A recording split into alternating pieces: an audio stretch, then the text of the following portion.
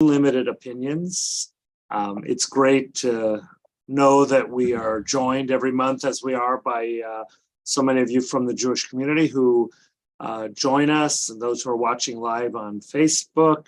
And we're just happy to be together on a beautiful spring day. The sky is blue and we're here together.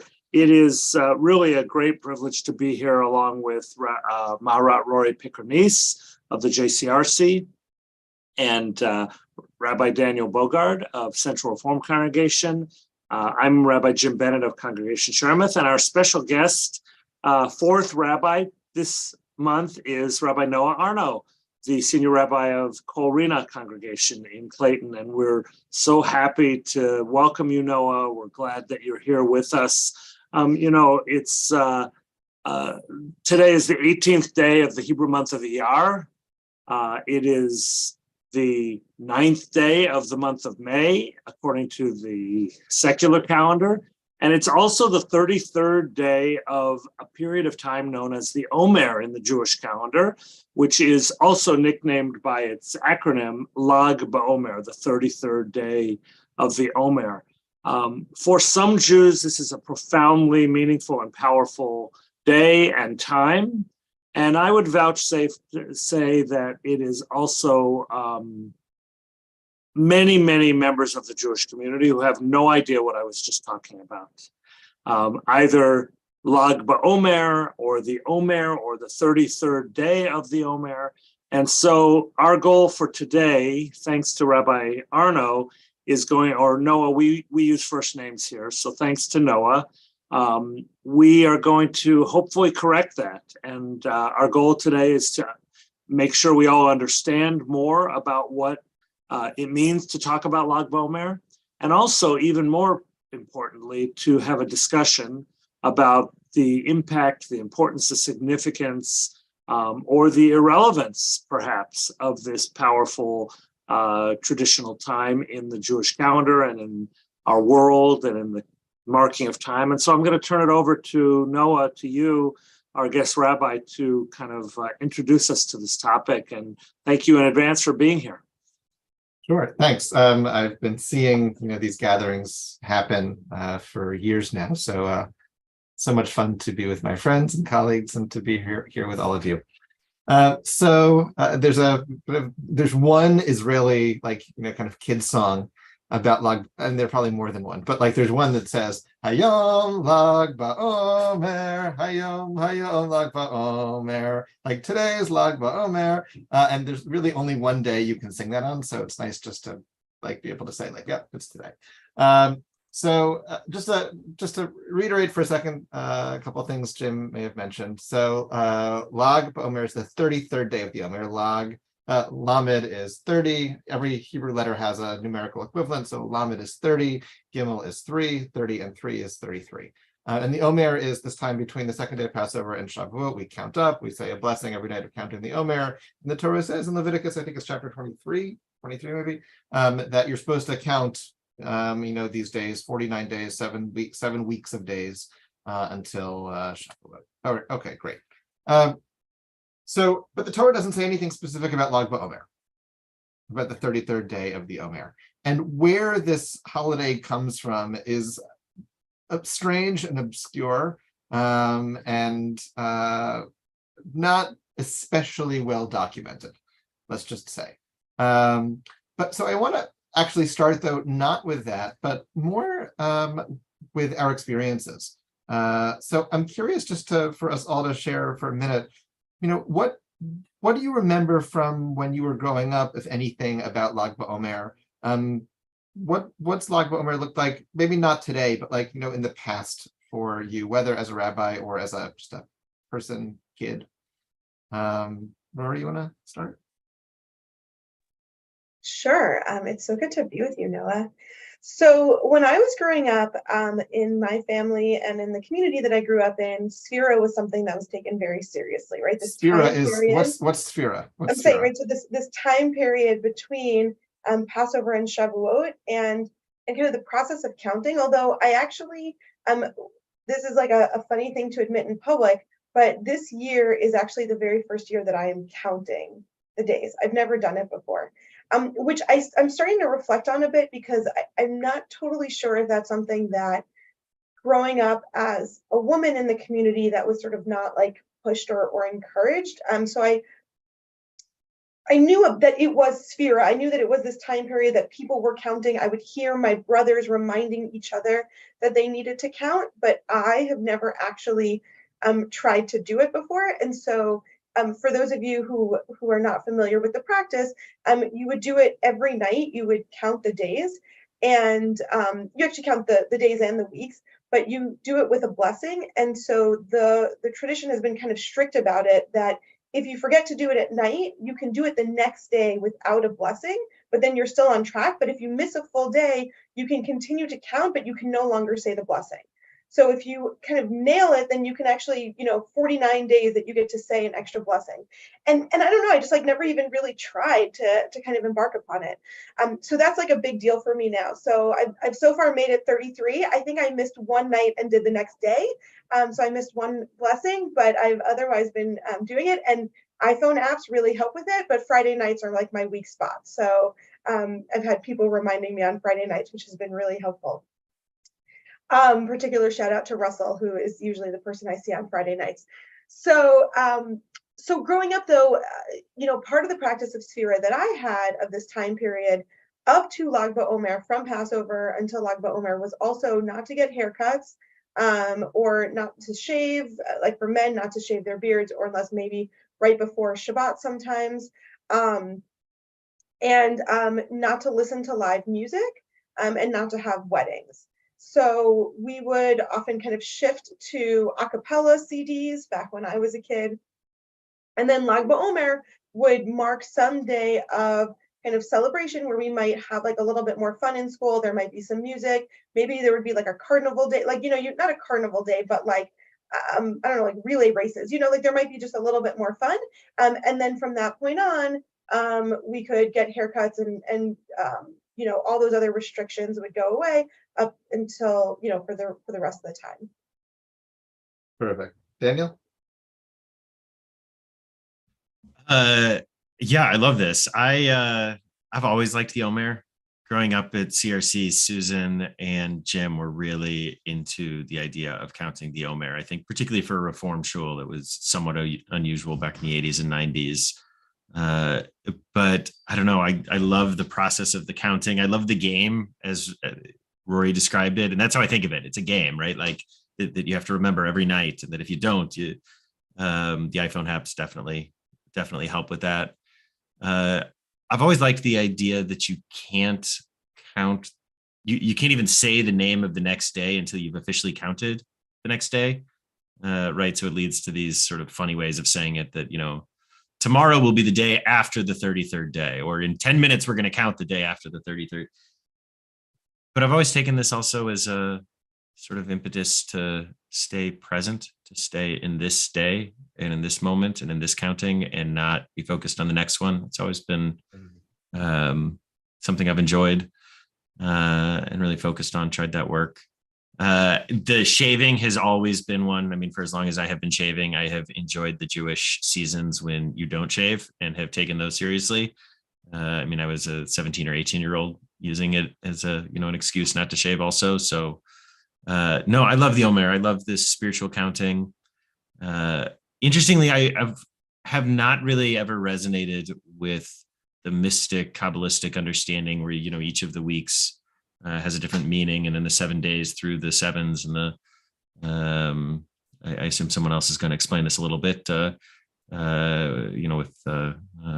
all of the aspects of the divine and so on and so forth in the Kabbalistic system. But yeah, I love the Omer. That's been my practice, and it continues to be something we do as a family, or try to do as a family. Often it's 10:30 at night, and Karen and I will turn to each other as we're drifting off to sleep and remember that we didn't count. And but I love it. I love this season.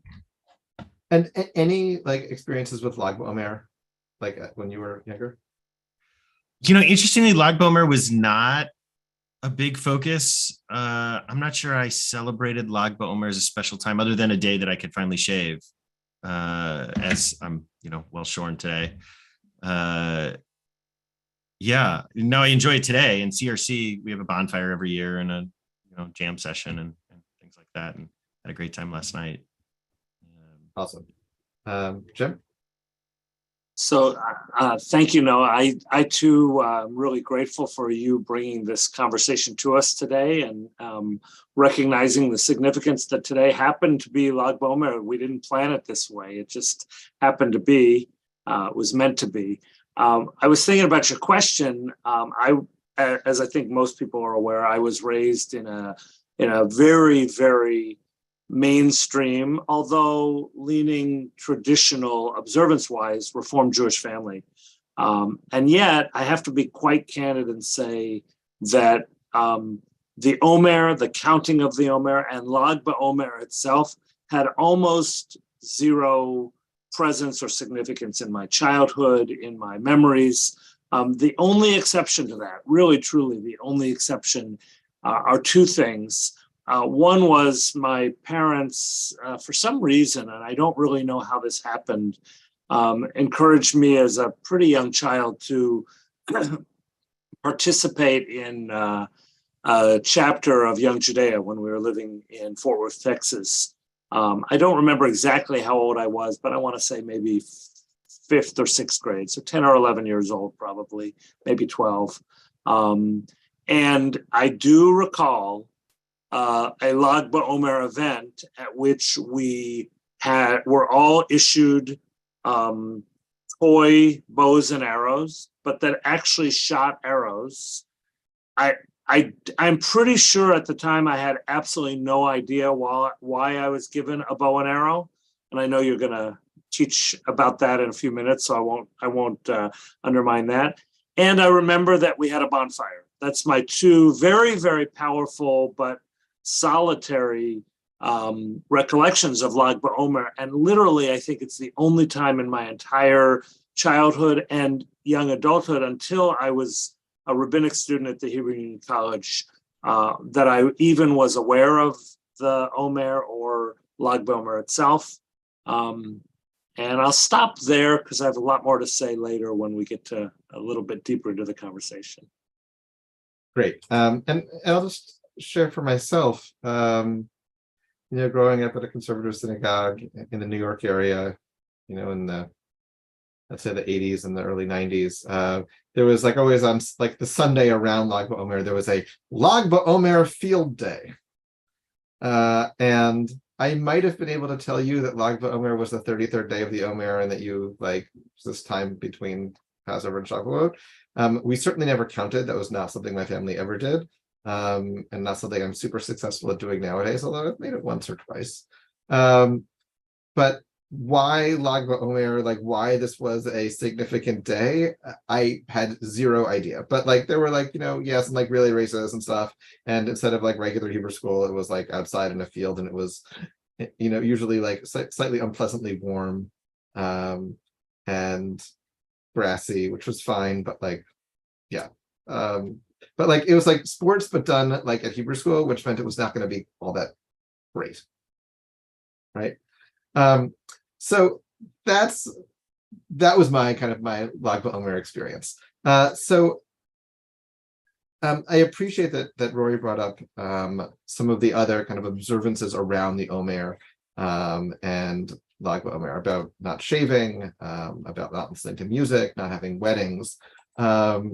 And I thought it would actually be interesting to take a look at the kind of the original Talmudic source for some of these prohibitions, which are not specifically mentioned, but it gets at the root of why the Omer is this period of mourning, because those are restrictions that are associated with the experience of mourning. Mourners traditionally, for at least a period of time, don't shave, don't get haircuts, don't wear nice clothes even sometimes, don't get married, they can avoid it, don't go to weddings, don't listen to live music, etc. So, I mean, they're clearly mourning practices. Daniel, did you want to share that text on the screen so everybody can see it?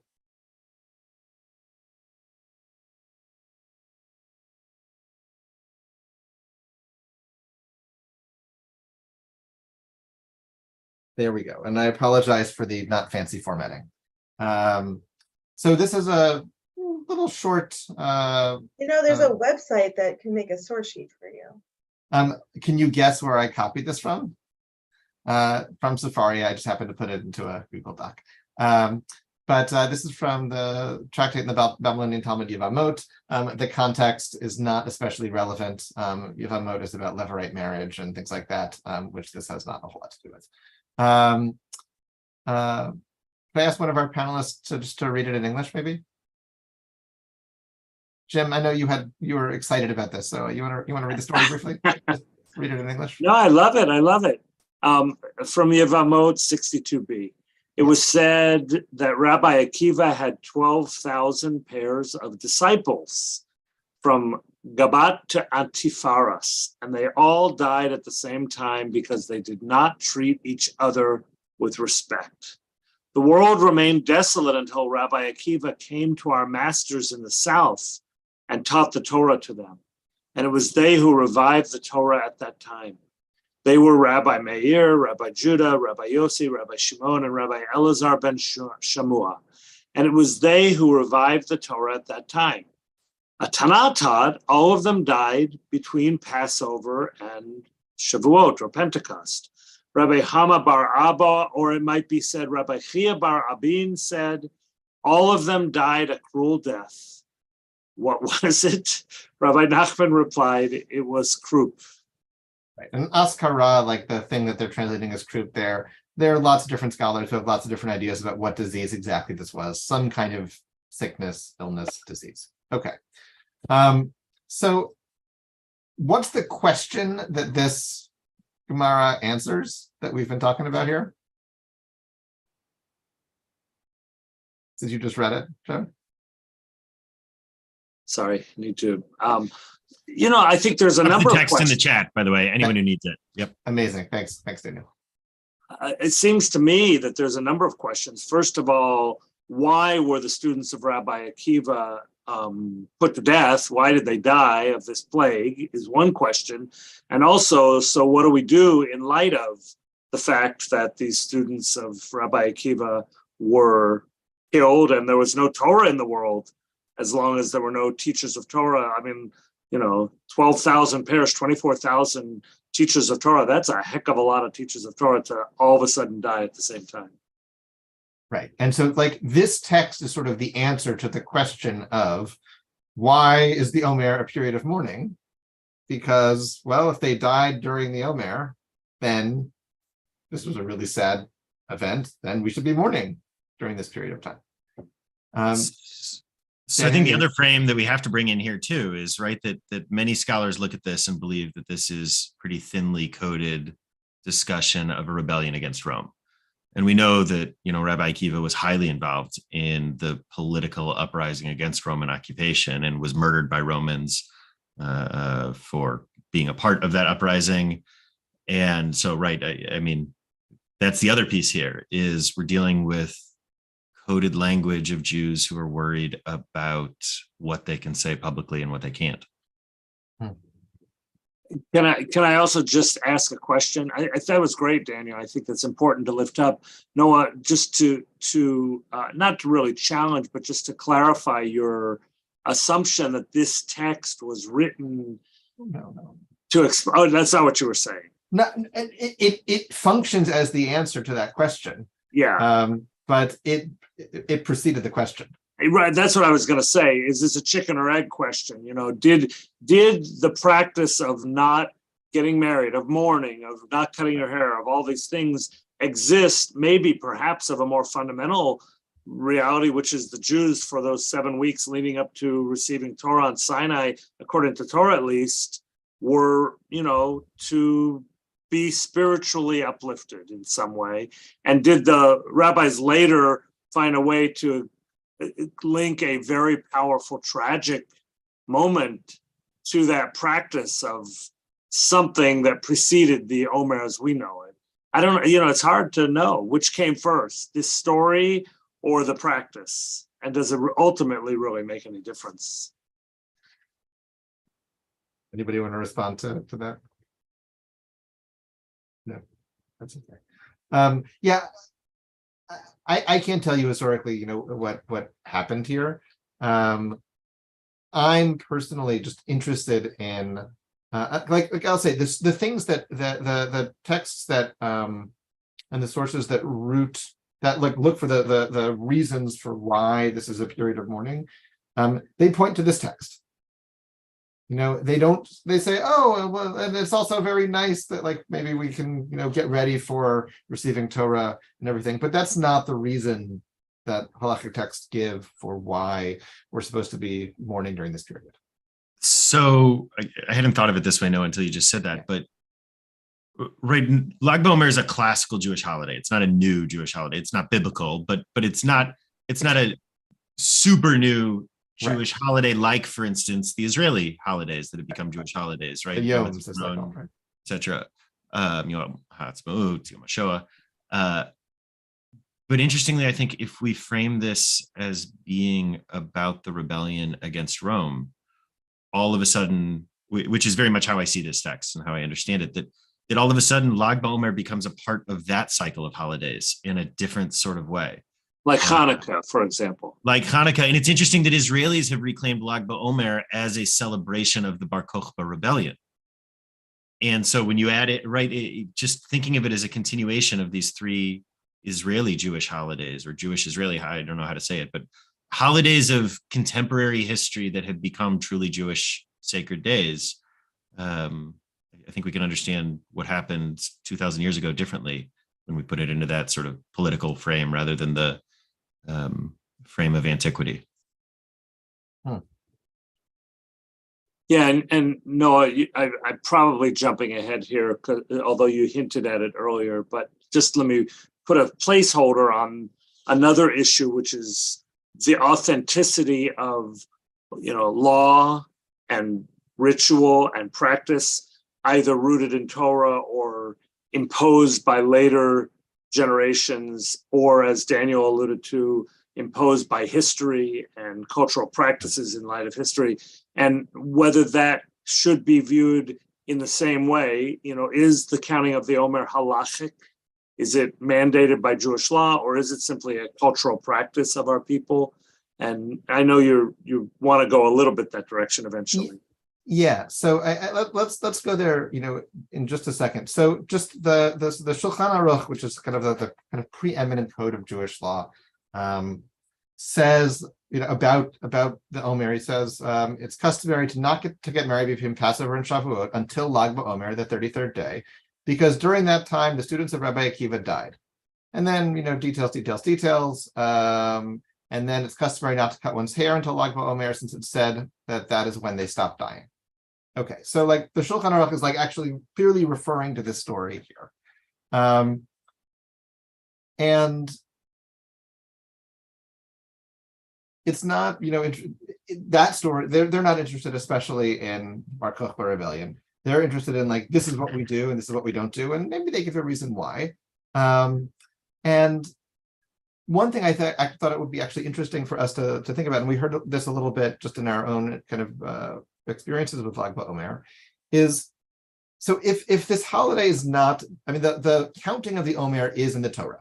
You're supposed to count the Omer. That's easily like a, Doraita, biblical, written Torah, positive mitzvah. Lag BaOmer, not mentioned. And the reason the Shulchan Aruch gives for it is because, there's this story in the Talmud, which we looked at briefly. So I'm curious for each of us, to what extent, are rules that are rooted in a story in the Talmud, but codified in the Shulchan Aruch very clearly, this is what we do, even though it's not something that necessarily is like obviously and clearly like biblically rooted in terms of, Lag BaOmer, or even, rooted for a long time in the Talmud in terms of this being a long time practice of doing these things. Like, how much sway, how much power does a text like this have on us, and do these practices have on us nowadays? Anybody, is that interesting to people to talk about? Anybody want to go first? So I'll jump in to say, I don't know if there's like a single answer that I have to all of this. I find this story to be a really intriguing story, in that I think it and this was a story that I grew up with. So let me just say, codified in the text, and then very much part of my education, and what you just shared, Noah, was exactly what we were told as the explanation and the factual information. So on the one hand, I kind of love that it forces us to go really deeply into the story. Like I felt like kind of growing up, there was always this question of like, why did the students of Rabbi Akiva die? And I appreciate, Daniel, what you're bringing in, but in the yeshiva day school education, no one mentioned Bar Kokhba as part of that story. And like there's other really fascinating stories in the Talmud, and particularly where, Rabbi Akiva being one of the perhaps most famous sages that we have of that time period, and also like very famously for teaching about like love and caring about other people, and like what does it mean for his students to then die in such a tragic and extreme way. And so like there's something about that I feel like when we have these kind of obscure references, they force us to put a spotlight onto something in a way that I really love to go deeply. So I do really appreciate that. I also will say, when I was growing up, maybe just to like add a little bit of mixture into all of this, I always thought of this time period very similarly to, I would have very similar practices for the 3 weeks between Shiva Asar B'Tammuz and Tisha B'Av. So over the summer, where we would have 2 fast days, one to mark when the siege around Jerusalem was broken, and then one to mark when the Second Temple was destroyed, and Tisha B'Av being like really the national Jewish day of mourning. I mean, the rabbis attribute all tragedy to that single day on the calendar. And so similarly for those 3 weeks, we would also switch over to a cappella, not have weddings, not do any kind of major things. I mean, and for the 9 days before Tisha B'Av, even, sort of like not eat meat, not do any kind of major travel. I mean, I remember being in sleepaway camp, and this is like when I was in 7th or 8th grade, and every group would do like a canoeing trip with an overnight camping, and then because of the way the calendar worked out, we were going to do it. That night was going to start those 9 days before Tisha B'Av, so we got to do the canoeing trip, but we couldn't sleep overnight because like you just didn't do those kinds of things during the 9 days.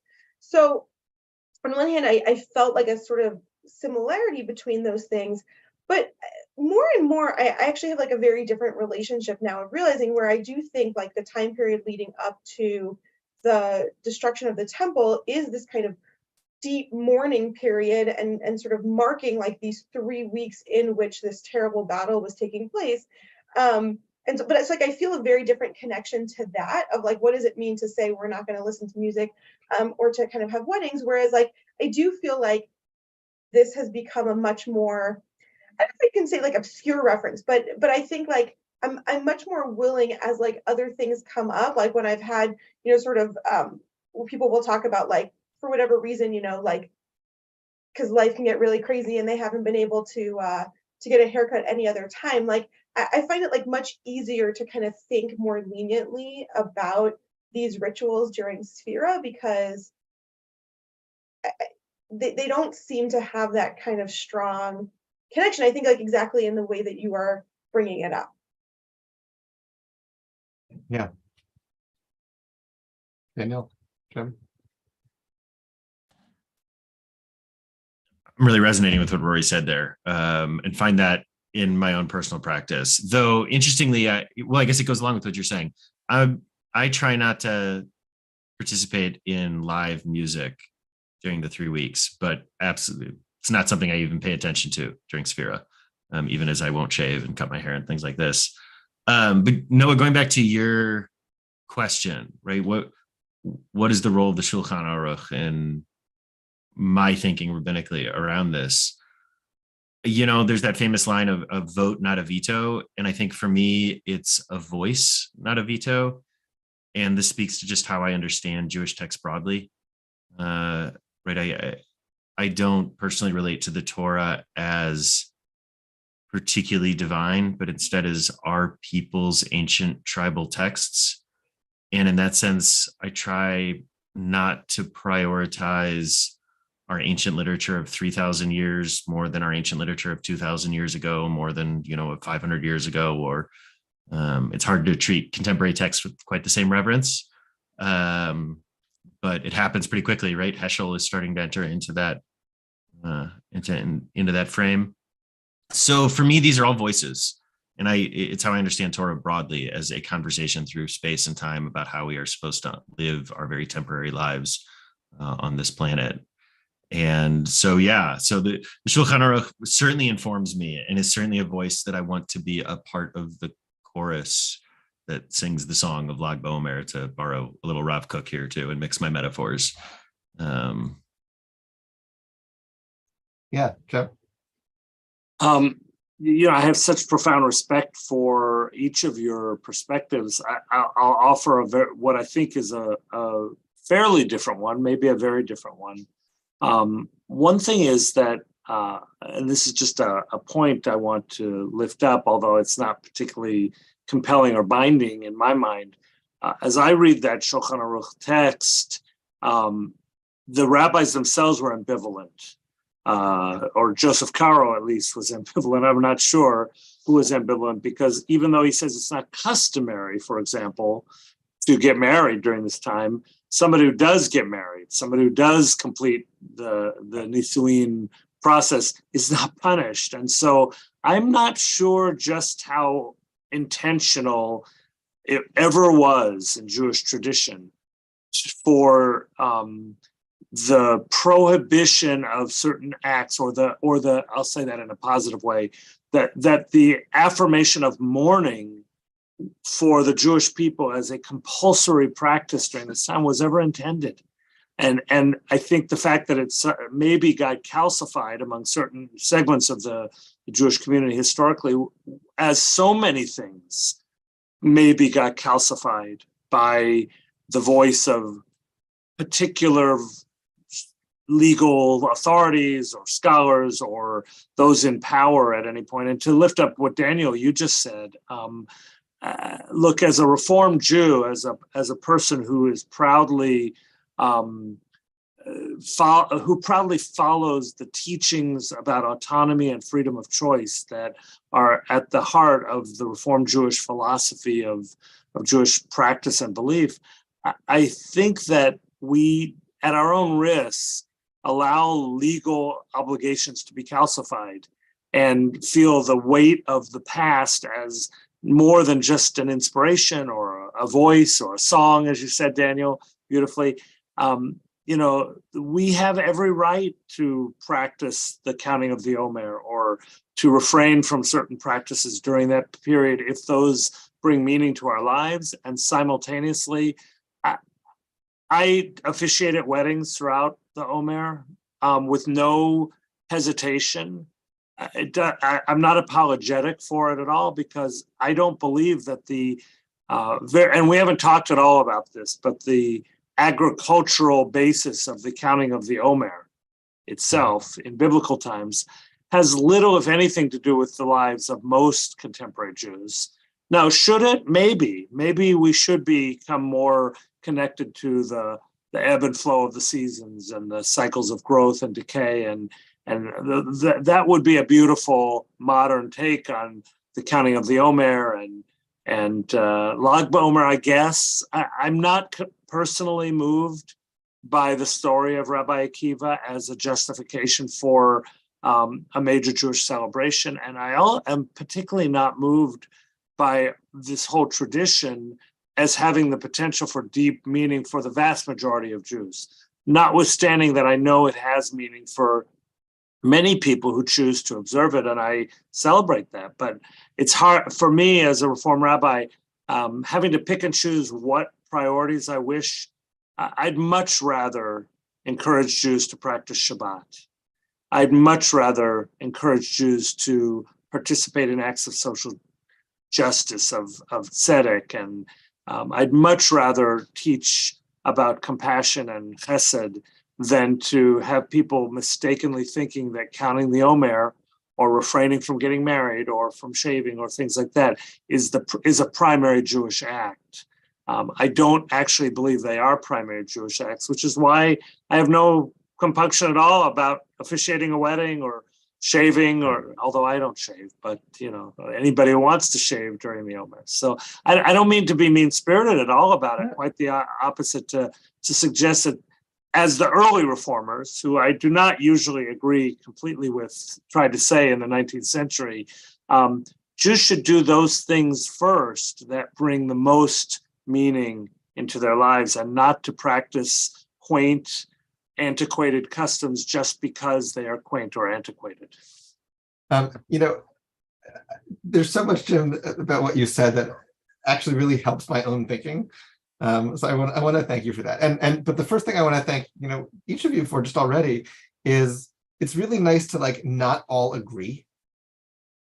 Like there's a lot we could all say, like, yeah, I agree, that's terrible. Yep, that's terrible. That's like, or yeah, that's really like, so it's nice to actually notice that there are ways that we approach things differently. For myself, I don't shave on holidays or during Chol HaMoed, the kind of intermediate days. So that means like, I'm already not shaving from the beginning of Passover until the end of Passover, which is, as who said it? Like, Daniel said, like a nice kind of like vacation from shaving vacation. And I think I've shaved 3 times in the last 2 decades. So like, all right. don't, not too much weight here, but yeah.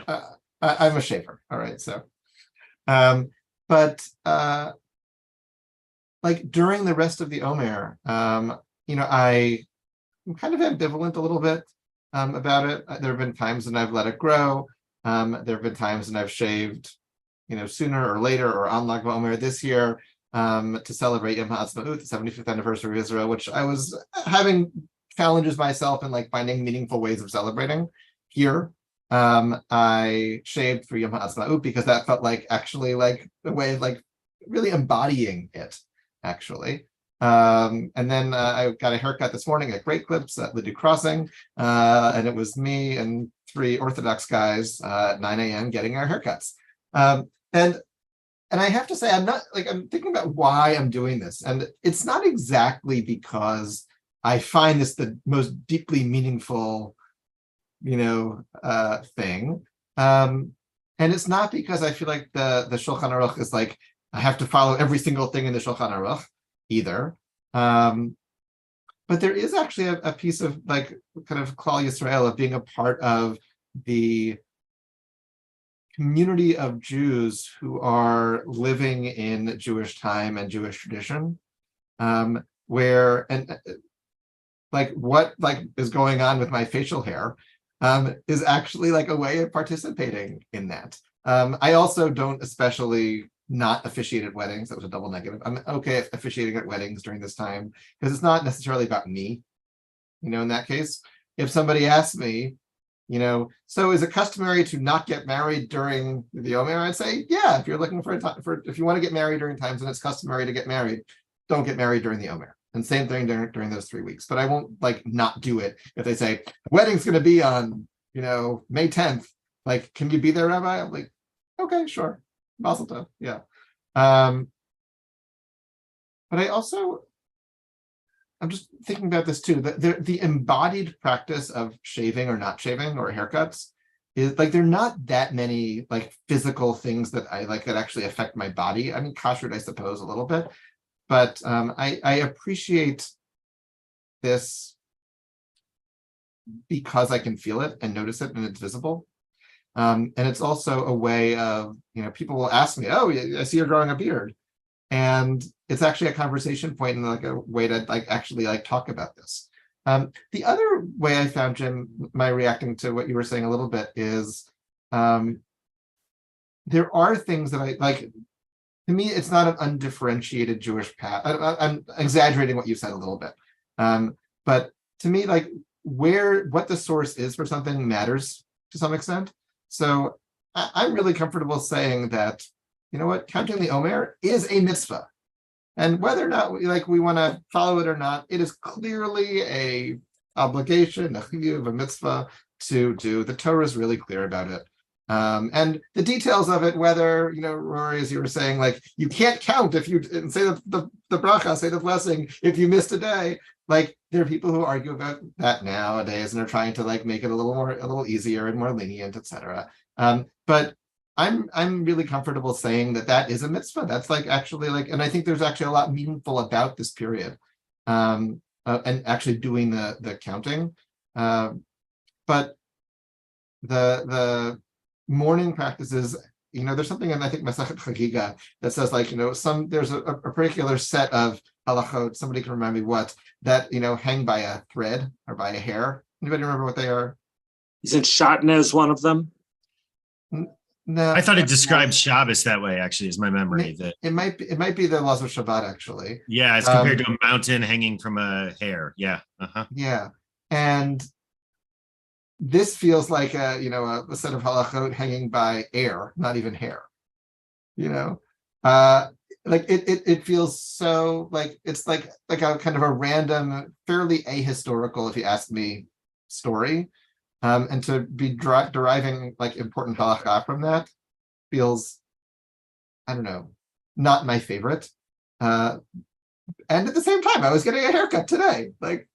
So. And by the way, I just to affirm that, I love that, and I think it's beautiful for people to find that kind of meaning. But I think we have to be intellectually consistent or aware of our inconsistencies. So Noah, you're right. It is a mitzvah. It's a chiyuv in the Torah. It does say count the Omer, but there's an awful lot of things that are also mitzvot in the Torah that have either by the rabbis been negated, such as ritual sacrifice. That's kind of an obvious category that we do not continue to do for good reason, thank goodness, and plenty of other things that have been negated. And I love that the contemporary and not so contemporary Jews have found deep meaning in the counting of the Omer, but I think that's different than calling it a chiyuv, an obligation for people. And if I was going to encourage members of the contemporary, largely secular Jewish community to choose obligations from Jewish tradition, from the Jewish past to undertake, I personally would not start with the Omer or Lag BaOmer. I just wouldn't. That doesn't mean I'm negating their value and potential richness of value, but I just feel we have to be very careful about what we say is an obligation as a Jew. And I know I started my morning listening to Yehuda Kurtzer interview one of your colleagues, Rabbi Cosgrove of Park Avenue Synagogue, and his podcast talking about the absence or presence of Jewish law in today's society. And I think it's a great question. It really is. It's a really important question. But I just want to be careful about the Omer. Yeah. And look, one second, Rory. One of the things that I appreciate about the ways that our denominations approach Jewish law is that they're different. And I'll say, like, the conservative movement, like the basic approach, you guys know this already, but the basic approach is that, like, yeah, Jewish law is obligatory, and we should follow it, but it can also change. And there are times when it needs to change, issues related to LGBTQ people, egalitarianism, etc. And then there are times when it doesn't especially need to change. And to say, counting the Omer is not the most meaningful thing, you know what? It's not getting in anybody's way. It's not, offending anybody's dignity. And so that's not something that we like. I'm good actually saying if we're going to have things that are obligatory, that can be one of them still. Rory. So I want to add to the mixture of all of this, and I'm trying to copy and paste into the chat, but for whatever reason, it's not letting me paste. So apologies. But so there's another story that maybe I just really like, so I want to share, but I think it might add some texture to this whole discussion. So in the Babylonian Talmud, in Tractate Ketubot, it tells the story. So there's kind of the famous story of Rabbi Akiva, who is a very poor shepherd who only becomes a scholar later on in life. But when we get into details of the story relates that he becomes a scholar because the person for whom he was a shepherd, the very rich man whose name was Ben Kalba Savua, his daughter went to Rabbi Akiva and said, were I to be betrothed to you, would you study Torah? And so she supports his study. So she gets betrothed to Rabbi Akiva, her father, who finds out that she is betrothed to this incredibly poor shepherd boy, makes a vow that he will not let her or them benefit from any of his wealth because he is so upset about this relationship. And the story relates that Rabbi Akiva went and spent 12 years studying in the academy.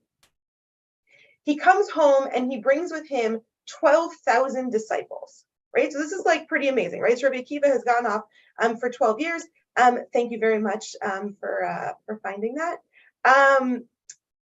So he comes back with 12,000 disciples, and he's in his hometown. He hears an old man saying to his wife, "How long will you lead the life of a living widowhood?"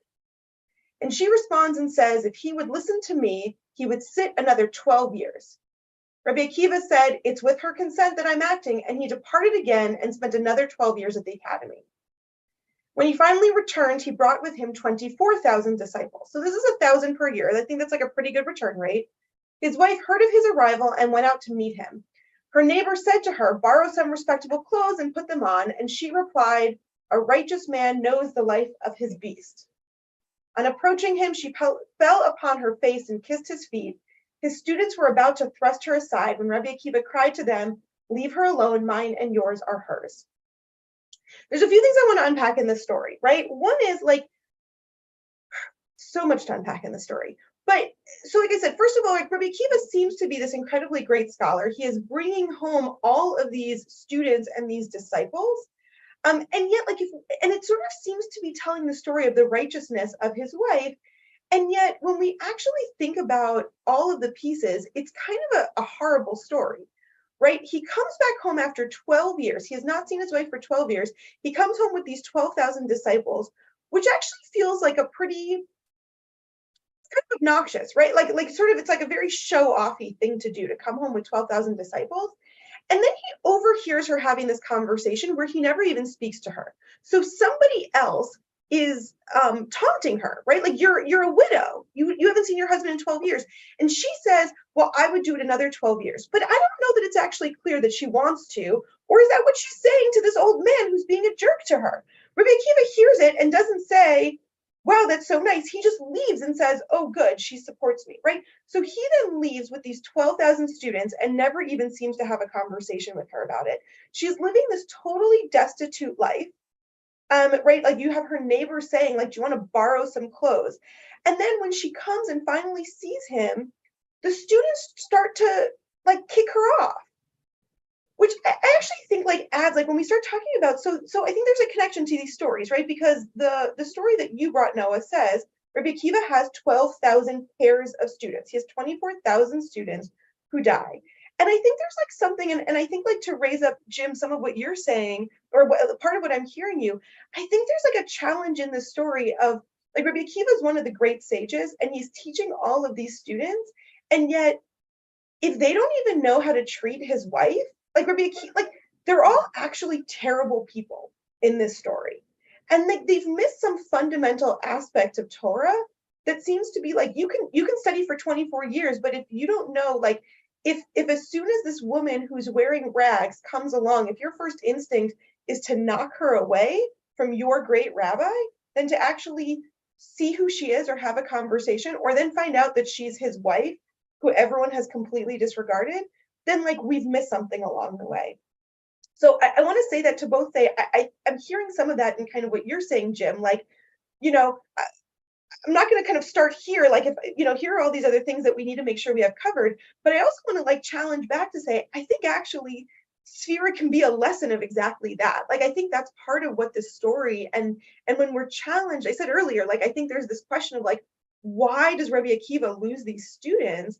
I think that as we're talking about this preparation from the story where we talk about leaving Egypt until we're getting ready to get the Torah, there's actually this story that the rabbis are going to give us that's supposed to be the self-reflection, don't think you're so righteous.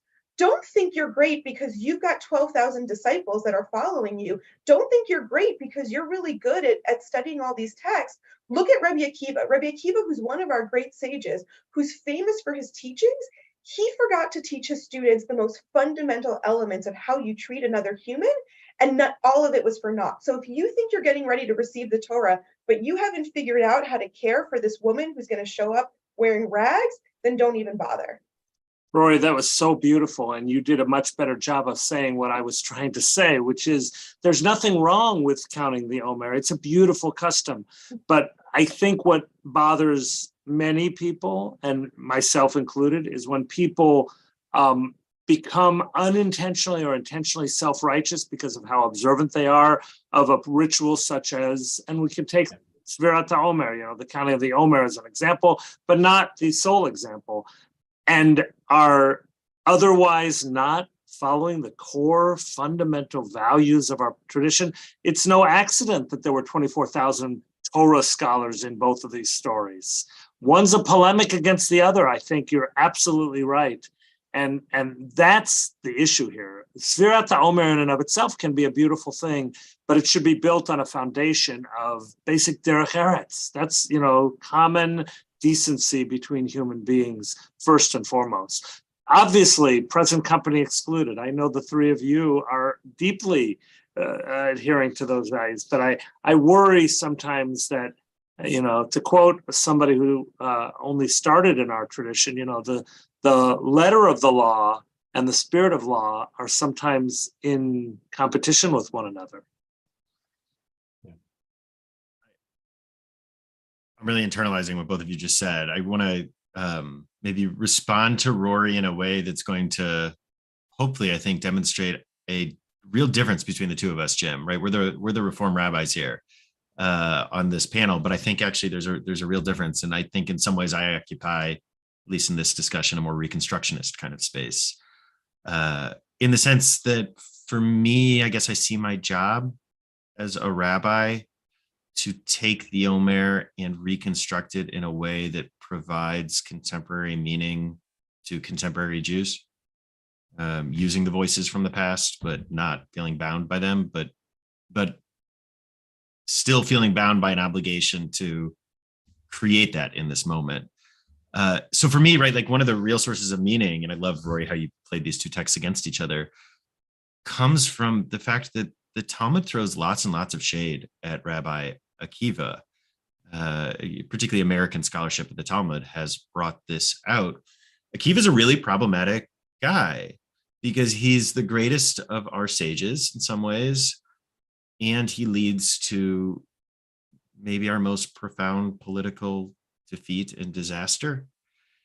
And so over and over again, the Talmud is interested in creating an Akiva who is both totally removed from the political context in which he operated, right? It is wiped away, not just here, but everywhere else. You look at the story of his death, look at the story of him going to Pardes, but also in creating an Akiva who is in some ways so perfect that he's not human and he's not a model that we can aspire towards, right? I loved the problematics you brought out, Rory, and bringing home 24,000 students is not something that's possible in the real world. I don't mean this, I'm not dismissing the story. I mean, right, like anyone reading that story, even at the time when this story was first read, would recognize that that's not something that they themselves could ever accomplish. And so, right, that we push away Akiva by holding him up, right? And I mean, there's all sorts of great feminist work on the ways that there's no such thing as a pedestal that doesn't diminish.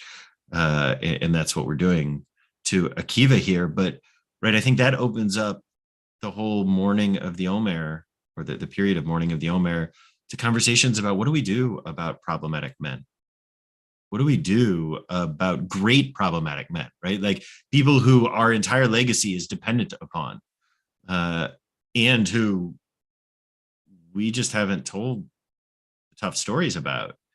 Right. So I guess that's my, both what I find so appealing about the mourning period of the Omer and Lag BaOmer, but also I think my general disposition towards Jewish ritual is how can we recontextualize it for a contemporary conversation? And so often that means adding back in and at least understanding the politics that were present in the story 2,000 years ago that we miss. right, I just taught the story of David and Bathsheba to a group of Christian seminarians as Northern literature that's a polemic against a Southern occupying king of King David, right? And once you see the political context, it totally changes the discussions we can have too, even as we don't care about their particular politics anymore. So this is part of like, I just want to continue on with what you're saying. Like, I think I hear everything that you're saying, Jim, and I don't completely like disagree with you, but I think it's part of why I have some discomfort with some of the pieces of it, in that I think like we miss this whole conversation if we don't somehow keep these pieces included, right? Like this whole conversation has only started because Noah, like you're bringing us and kind of saying like, how do we see this time and this ritual and this practice and this history and whatever it is? And so I'm totally, supportive of like recontextualizing or all of those things. Like, I guess there's like a couple of pieces, right? One, where like you can't recontextualize if you don't actually have some sense of it. And even, maybe it's like the Passover where like we're constantly supposed to do these weird things, right? And the shouldn't say it's not a joke, but like we sort of can joke about like everything is so that the children will ask, right? Like it's all about so that we should have this discussion. And so it makes me a little sad that when we shift away from some of those things, then we miss this whole conversation.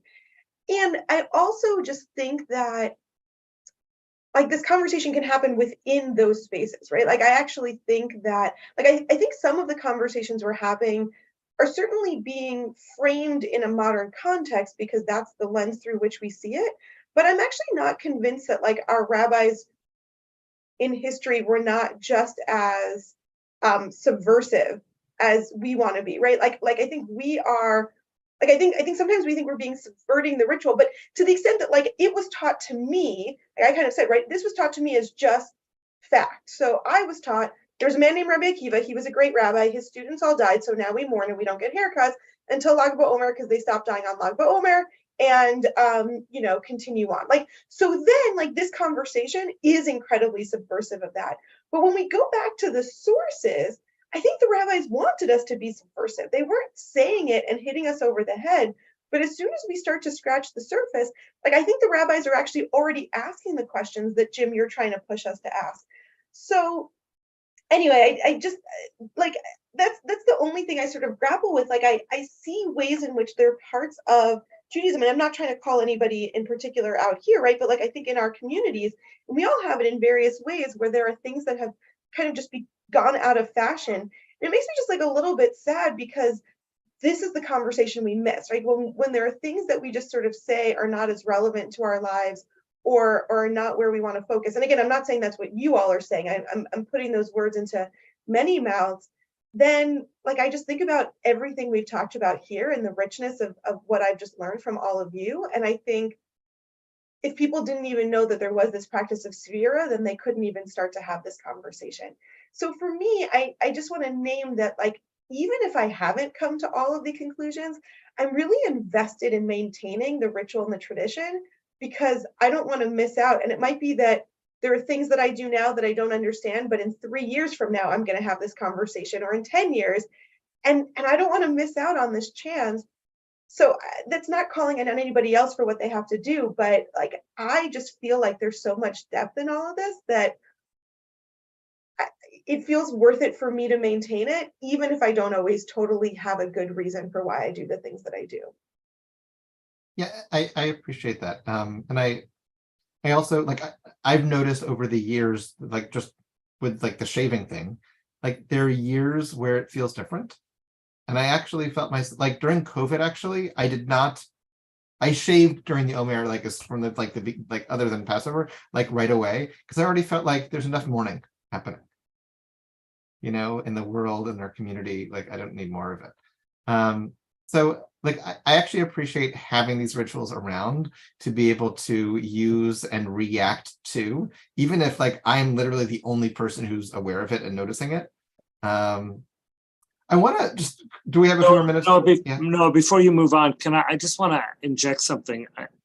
Because I've learned also a lot from listening to the three of you talk about this. And I want to make sure that I affirm that there is, of course, and I feel this very deeply, there is, of course, deep value in people choosing a ritual, even one that may seem obscure or potentially irrelevant or, maybe obsolete for some. There is value in that, if for nothing else, if it brings meaning, but also if it leads to curiosity, deeper questing for other observance. And, I guess a little bit the Chabad philosophy about, one mitzvah leads to another, and, let's just go out and get everybody doing one mitzvah a day, but I think the Omer is more than that. And Sfirat HaOmer, the counting of the Omer and the commemoration of Lag BaOmer, as you all have clearly demonstrated, has rich potential meaning in and of itself, not just because it leads elsewhere.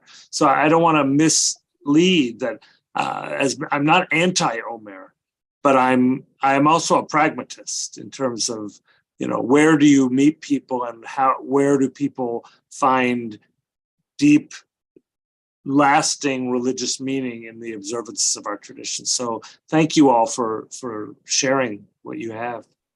I appreciate that. Could we spend a minute talking about Lag BaOmer, actually?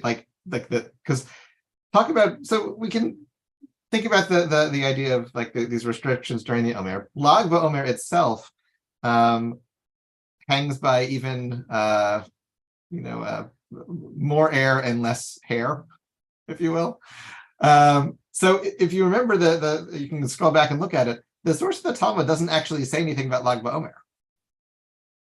It's only the Shulchan Aruch that mentions that, the 33rd day of the Omer, that and that tradition that Rabbi Akiva's disciples stopped dying on the 33rd day of the Omer is a relatively late one, it seems, like some point in the medieval period. I'm going to put in the chat a very long blog post that if you want to at some point look at, don't look at it now. It's very long. But that kind of traces the origins of this idea that the Lag BaOmer was this important date. It's not the most ancient thing. As far as Jewish stuff goes, it's almost newfangled. And even so, then the other thing associated with Lag BaOmer in Israel is that it is understood or observed as the yahrzeit, the anniversary of the death of Rabbi Shimon Bar Yochai, who was a great sage. But we haven't talked about lasers from the eyes yet. I mean, come on. Right, exactly. Not space lasers, but eye lasers. And so there's the story of him living in a cave for 12 years, I think it's 12 years, escaping from the Romans. Maybe it's 7 years and then another 7 years, escaping from the Romans, but he comes out after the first 7 years and he's so intense. I think it's 12. Is it 12? I thought it was 12 too, but I've never thought of it before. But if you've seen the Dark Biden meme with the red eyes, it's really a Rebbe Shimon kind of thing going on there, I think. So so he comes out and he's too intense and everything he looks at he burns, which is really bad for the fields and stuff. So then he goes back in and learns how to control it just a little bit. But he also attributed to him is the writing of the Zohar, which is the foundational Jewish mystical text. And the association with Rabbi Shimon ben Yochai or Bar Yochai and Lag BaOmer is even later. If you can look at this later, if you want later. And how did this come about? It seems through a typo. Like in the 1700s, the words Sameach and Shemet were confused. Shemet means that he died, and Sameach means happy. And in a place they said, "Oh, Lag BaOmer, you should be happy," or he was happy. And actually, and then somebody misread the chet for a taf and said, "Oh, that means that he died on that day." So it was literally a typo in the 1700s, according to this blog post at least.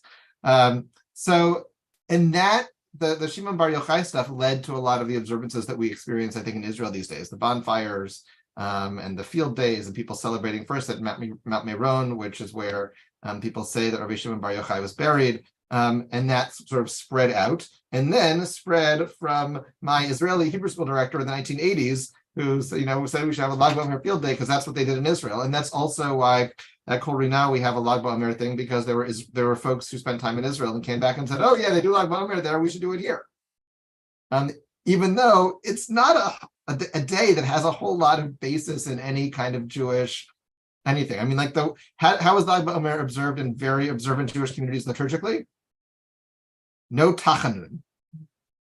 All right, that's like some penitential prayers that you don't say on certain happy occasions. Which Like people find any excuse to skip tachanun when they can. Exactly. So like that's like that is the liturgical observance of Lag BaOmer. So it's like a quick tachanun comment. I remember after I got married, my dad like gave Russell a list of like, these are all the minions that I plan to go to that I want you to be at, so I don't have to say tachanun, because as a new groom, like that would exempt everyone. And I'm pretty sure Russell missed all of them and probably didn't start things off on the right foot with my dad. But I'll jump in after, but I'll let you go, Daniel, first. No, I'm just thinking of Russell jumping around on your honeymoon between shuls.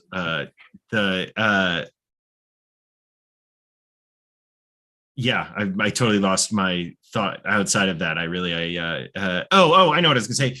No, I think one of the frames you're offering here really illustrates a big difference in perspective between us, because I think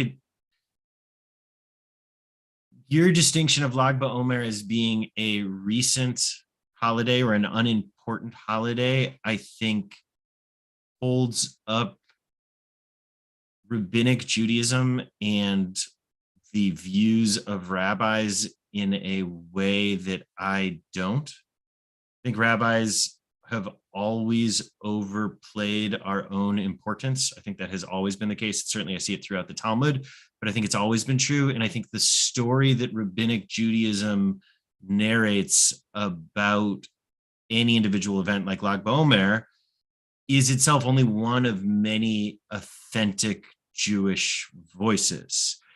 And so I guess to me, the fact that this is how Israelis do it is a deeply authentic and inspiring Jewish voice. And the idea that there are all of these customs associated with it is deeply authentic. And it's sort of unimportant to me what's Deoraita and what's Derabanan and what's de public. Right, for those who don't, Deoraita is sort of biblical based, Derabanan is rabbinic based views, and my made up concept of de public is right, like Jews who aren't themselves rabbis or part of those who write down these stories. But in a profound sense, I don't care that Lag BaOmer is not Deoraita. It doesn't make it more or less significant or meaningful to me. And I try pretty hard not to equate antiquity with authenticity in my own approach to Judaism. With no, like, I love how you approach Judaism, and I'm not in any way dismissing it, but just in my own view. I mean, I think that's a pretty big difference we're talking about here. And I'll just respond to say that, like, from like, I find I'll do Lag BaOmer because we sort of do it. But when we have our Lag BaOmer event today at Shaw Park, and people come up to me and ask me, so like, what's Lag BaOmer really about? Like, I know how to explain Passover. I know how to explain Tisha B'Av, the 9th of Av. I know how to explain Yom Ha'atzmaut, like Yom HaShoah, like all. Lag BaOmer is the holiday I have the hardest time explaining to people what the heck we're doing here. So I don't know, like, maybe I need to be sold on it more. Maybe it just takes a lot more. We had a moment of national hope. It didn't last. Well, we had a moment.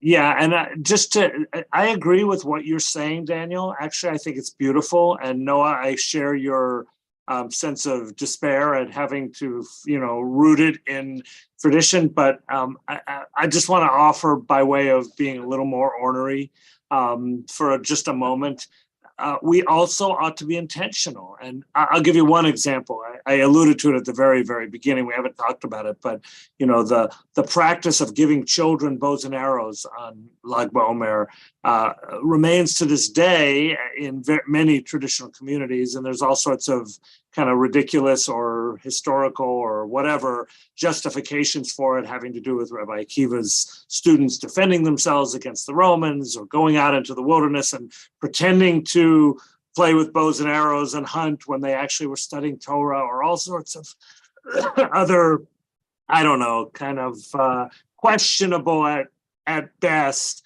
origins for this custom. But frankly, in this day and age, when gun violence is so rampant. I wonder whether we as a Jewish community have the courage and the, intentionality to say, you know what, there should no longer be bows and arrows just thrown around on Lag BaOmer. For example, I'll give you another thing. I love bonfires. I've always loved bonfires. I'm a camp song leader. I thrive at folk music around a campfire.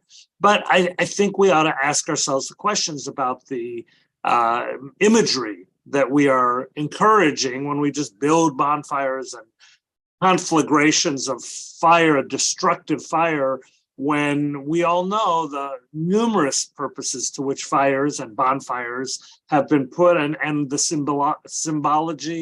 symbolism of burning when the planet is at risk of burning. So I can go on and on with these kinds of linkages. We should, in the spirit of progressive Judaism, evolving Judaism, which the Omer, Sfirat HaOmer, and Lag BaOmer all have been lifted up as examples of that today. You all have shared that, how we infuse old, new wine in old wine in new bottles, and whatever it is, whatever the metaphor I just butchered is, that we ought to continue to do that, and not just to latch onto quaint customs that they're doing over across the ocean in Israel, because isn't that cool that Israelis do this? But let's infuse our own new contemporary modern Jewish aspirations onto these rituals as well. Not to negate one, but to enrich them and to grow them and mature them in new ways. That's what I think our ancestors did. That's what you started this whole thing with, Noah.